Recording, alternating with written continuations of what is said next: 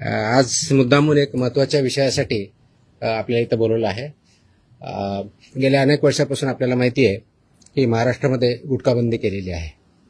आपल्या FSSAI ॲक्टच्या section 30 अंतर्गत प्रतिबंधित जे फूड आयटम्स आहेत त्याच्यामध्ये गुटखा आणि तत्सम आयटम जे आपले आहेत त्याच्यावरती गुटखाबंदी केलेली आहे.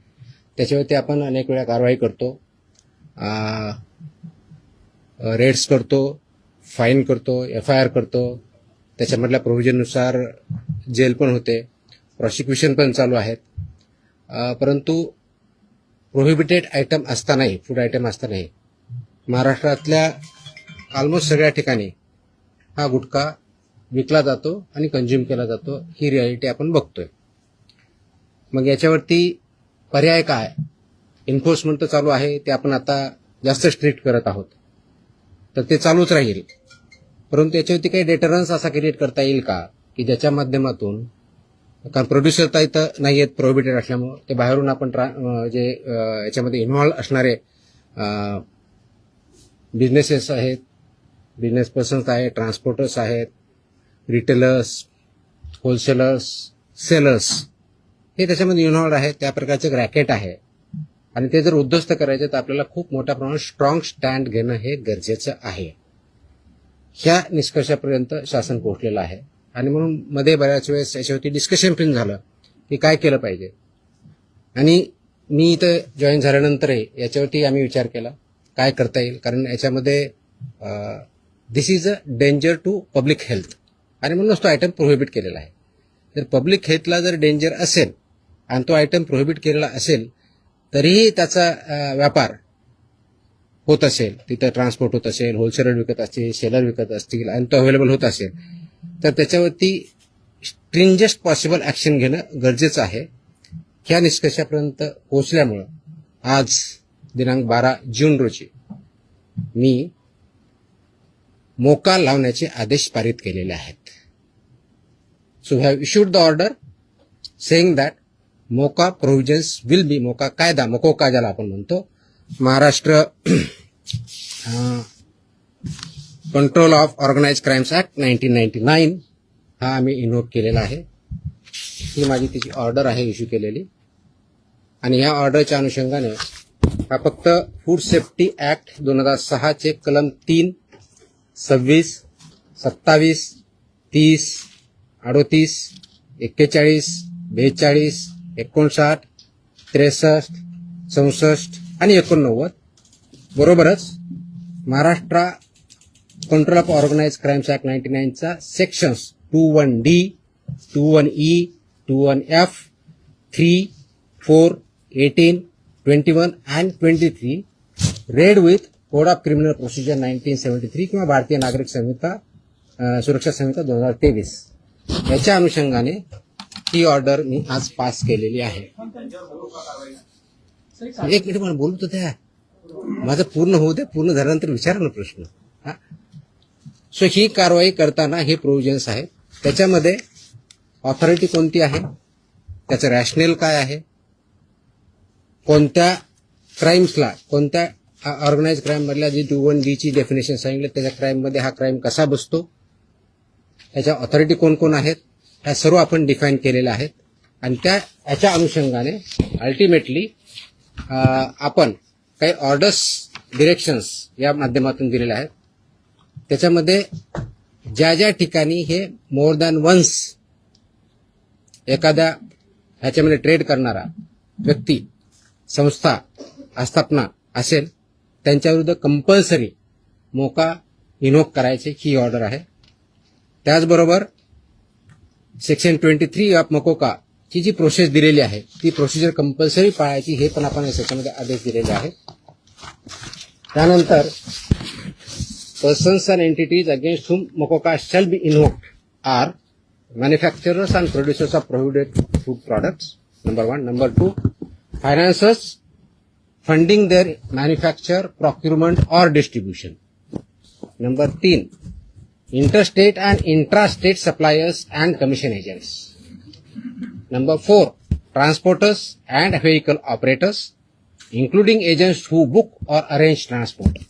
Number 5, go down operators, warehouse owners and store managers who knowingly store such products. Sixth, wholesale dealers and distributors. Seventh, sub-dealers and semi-wholesaler agents. Eighth, retail sellers forming part of an identified organized network. And nine, any other person who knowingly facilitates, abets, conceals or assists any of the above. त्या इतक्या जणांविरुद्ध मोकोका वापरायचे ह्याच्यामध्ये आदेश आपण केलेले आहेत. त्याचबरोबर प्रिझम्पशन ऑफ एलिजिबिलिटी जी आहे ते फक्त याच्यावरती नाही तर प्रिझम्पशन ऑफ एलिजिबिलिटी हे आपण ज्यावेळेस म्हणतो की any one or more of the following is present, ते स्ट्रॉंग प्रिझम्पशन फेवर करणारं मोकोकाला हे प्रोव्हिजन वापरायचं. आणि no officer shall refrain without recording specific return reasons approved by joint commissioner. रिजनचं जे असेल त्याच्यामध्ये की interstate supply chain or manufacture nexus हे आपल्याला वरती न्यायचं प्रिझम्पशन ऑफ एलिजिबिलिटीसाठी वापरायचं. Clandestine godowns, fake labels, dummy firms or forged invoices याच्यासाठी सुद्धा हा वापरायचा आहे. Simultaneous seizures across multiple districts pointing to a common syndicate त्याच्यासाठी सुद्धा वापरायचं आहे. Corruption of enforcement officials or intimidation of informers of witnesses यासाठी आपण वापरणार आहोत. Seizure value exceeding ₹10 lakhs in a single action or ₹25 lakhs cumulatively from the same account or network. आणि financial flows indicating systematic profiteering including hawala और बेनामी channels याच्या सुद्धा आपण ते एस्केलेट करण्यासाठी हे सुद्धा प्रोव्हिजन त्याच्यामध्ये आपण वापरणार आहोत. याची ओरिजिनल ड्युटी आहे ते आपण फूड सेफ्टी ऑफिसरवरती देणार आहोत. डेजिग्नेटेड ऑफिसरच्या ड्युटी आपण याच्यात ज्याला असिस्टंट म्हणून त्यांना डिफाईन केलेल्या आहेत. जॉईंट कमिशनरच्या केलेल्या आहेत. नेटवर्क वाईड प्रॉसिक्युशन करायचं हे आपण सांगितलं आहे. पार्शियल ऍक्शन घ्यायची नाही, कंप्लीट घ्यायची. आणि कॉन्फिस्केशन, अटॅचमेंट अँड फोरफिचरचं कसं करायचं ट्विन ट्रॅक स्ट्रॅटेजी ही पण त्याच्यामध्ये सांगितलेली आहे. त्याचं प्रॉसिक्युशन रजिस्टर मेंटेन करायचं सांगितलेलं आहे. बेलला अपोजिशन करायचं सांगितलेलं आहे. आणि procedure compliance with the criminal procedure code हे सुद्धा आपण मॅन्डेटरी केलेलं आहे. याला सर्वांचा ऑब्जेक्टिव्ह जो आहे बेसिकली आपण मोका का वापरतोय कारण हा स्ट्रिंजंट लॉ आहे. I understand. आणि त्याचं म्हणूनच खूप थॉट करून विचार करून याच्यावरती कायद्याचे जे कलम आहेत, सेक्शन्स आहेत त्याचा अभ्यास करून this order is basically done to prosecute in the interest of food safety in violation but as an organized crime against public health. हा क्राईम पब्लिक हेल्थच्या अगेन्स्ट आहे. आणि आर्टिकल 47 ऑफ द कॉन्स्टिट्यूशन जे आहे ते स्टेटला मॅन्डेट करतं. That is where my order begins with. आणि तुम्हाला copy me देईलच, press note बरोबर ही कॉपी पण असेल so that you can go through that order. It says the Article 47 of the Constitution of India cast upon a state primary duty to improve public health and in particular to bring about prohibition of consumption of substances injurious to health. हे already आपण prohibit केलेलं आहे.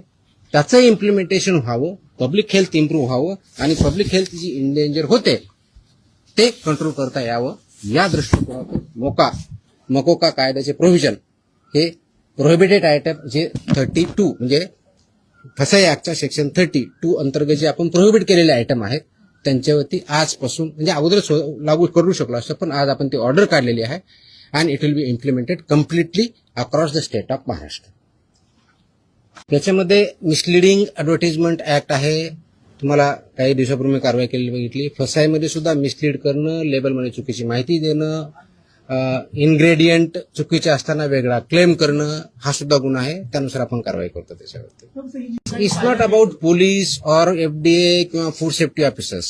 It is the holistic. याच्यामध्ये consume करणारा आहे तेवढा जबाबदार आहे, विकणारा आहे तेवढा जबाबदार आहे, इन्फोर्स न करणारा आहे तेवढा जबाबदार आहे. जो कोणी जबाबदार असेल आपण त्याच्यावरती कारवाई करणार आहोत आणि स्ट्रिक्ट करतोय. तुम्ही गेल्या काही दिवसामध्ये बघितलं असेल हा ज्यावेळेस प्रोहिबिट केला त्यावेळेसचा उद्देश हाच होता ही it's a danger to public health. आणि ते जर टाळायचं असेल कारण याच्यामधून काय काय आजार होतात हे मी वेगळं सांगण्याची गरज नाही. It's documented, it's in the public domain. ते करण्यासाठी आपल्याला स्ट्रिंजंट ऍक्टचे प्रोव्हिजन आपण आज का इन्व्होक करतोय कारण जेवढ्या इफेक्टिव्हली आपल्याला करायचं होतं तेवढं होऊ शकलं ना. हा डेटाच्या आधारे तुम्हाला मी डेटा सांगतो म्हणजे जस्ट फॉर इन्फॉर्मेशन आपल्याला हा एक असेल की आतापर्यंत गेल्या 10 वर्षात ऑलमोस्ट आपण FIR किती केलेले आहेत महाराष्ट्रामध्ये. 32चा FSSAचा जो सेक्शन प्रोहिबिट केलेला आहे त्यावरती जे मॅन्युफॅक्चरर्स आहेत त्यांच्या विरुद्ध 260 मॅन्युफॅक्चरर्स FIR आहेत आपले. जे पुरवठादार आहेत हा सप्लायर्स ते 248 आहेत आणि पर्सन्स जे आहेत ते असे 190 असे 703 ट्रान्सपोर्ट कोणते हे ट्रान्सपोर्ट सॉरी ट्रान्सपोर्टर म्हणजे उत्पादक 260 सप्लायर्स 248 आणि ट्रान्सपोर्टर्स 190 असे 703 FIR आहेत. सो FIR काय कमी केलेत अशातला भाग नाही. त्यांचं प्रॉसिक्युशन त्यांची पुढची प्रोसेस आपण करतोय. पण आपल्याला अजूनही त्याच्यामध्ये कम्प्लीट याच्यामधून खरोखरच हद्दपात करण्याच्या दृष्टीने कारण याच्यातून झाला नाही तर पुढची स्टेप आपण घेतोय आणि ती आज आपण घेतलेली आहे. Yes please. ते सांगितलंय की दोज हु आर रिस्पॉन्सिबल त्यांच्यावरती आपण कारवाई करणार कुणी असू द्या.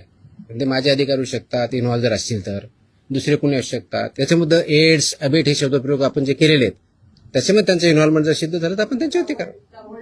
याच्यामध्ये आमचे काही अधिकारी इन्व्हॉल्व आहेत असं खूप अलिगेशन होतात कंप्लेन येतात आम्ही त्या व्हेरीफाय करतो. पुढच्या काही दिवसामध्ये असे काही अधिकाऱ्यांचं इन्व्हॉल्वमेंट आहे किंवा नाही याच्याबद्दलचे इन्व्हेस्टिगेशन आमच्याकडे सध्या चालू आहेत.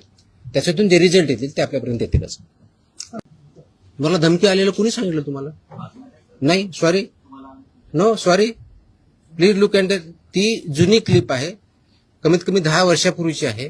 Look at the clip. आताची क्लिप नाही याची ती दॅट वॉज नाही मला नाही आलेलं. That clip if I remember correctly मला आठवत नाहीये इफ आय रिमेंबर करेक्टली बहुतेक ती पुण्यातली क्लिप आहे फिनावाजी पीएमपीएम आहे. चेकआउट तुम्ही बघा ते क्लिप आताची नाही मला कोणतरी पाठवली मला कोणतरी विचारलं मला अशी धमकी नाही आलेली. क्लॉज वापरण्यासाठी ज्या काही प्री कंडिशन्स आहेत त्या फुलफिल झाल्या डेफिनेटली करणार आम्ही. कारण त्याला एका गुन्ह्यासाठी होत नाही. It has to be more than 1 offence in last 10 years.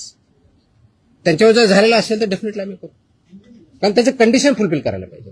Otherwise आमचे FSSAचे ऍक्ट BNS ऍक्ट आम्ही ते वापरतोच आहोत. आज ती जे हल्ला झाला त्याच्यावरती इमिजिएटली शिफ्ट कारवाई पण झाली. 7 का 8 लोक त्याच्यामध्ये अरेस्ट पण झाले immediately. I spoke on with DGP also. DGPने सुद्धा इमिजिएटली त्याच्यावरती इन्स्ट्रक्शन देऊन कारवाई केली.